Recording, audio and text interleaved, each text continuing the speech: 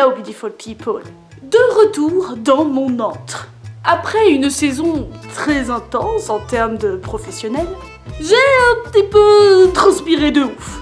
Valait mieux puisque ma vie sexuelle a été désertique. Malgré un passage de tempête assez intéressant, ouais, ça passe.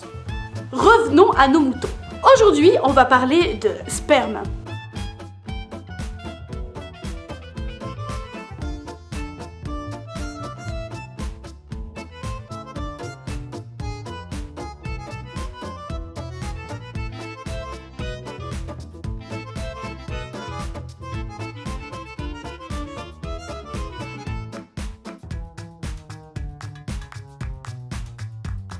Nombre d'entre nous, femmes comme hommes, vivent avec cette pression sur les épaules. Si l'homme n'éjacule pas, il n'y a pas d'orgasme ni de plaisir.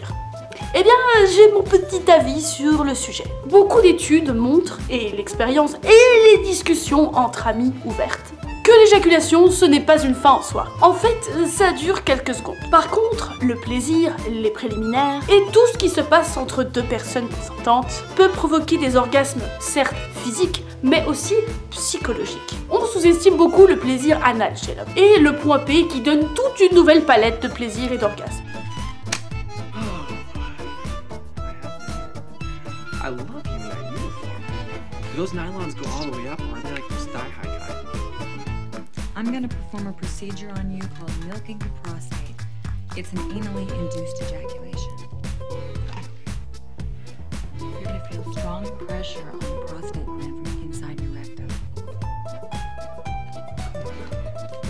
What happened to a scientific on me? We could just talk. Whoa! Oh! Ah! Oh! Oh! Oh! Stop! Okay, keep doing it. Yeah! Oh! Ah! Oh my God!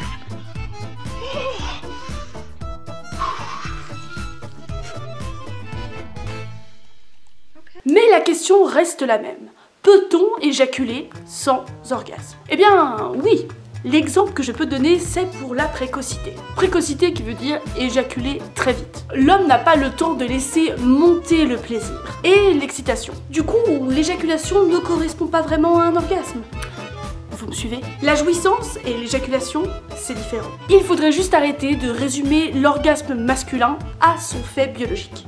De plus, certains hommes mettent vraiment l'éjaculation de côté au profit du plaisir qu'ils ont à donner du plaisir à leur partenaire. Ça fait beaucoup de fois plaisir, mais c'est vrai. C'est dingue ce qu'un peu de sperme peut faire aux gens. J'en discutais il y a pas si longtemps que ça à un repas de famille, oui parce que dans ma famille on parle de cul à table. Combien la pression peut être intense sur les hommes, leur pénis et leur performance. Sérieux, imaginez, tu bandes pas, tu es impuissant. Si tu éjacules trop vite, tu es précoce. Et si c'est trop long, ça va pas non plus.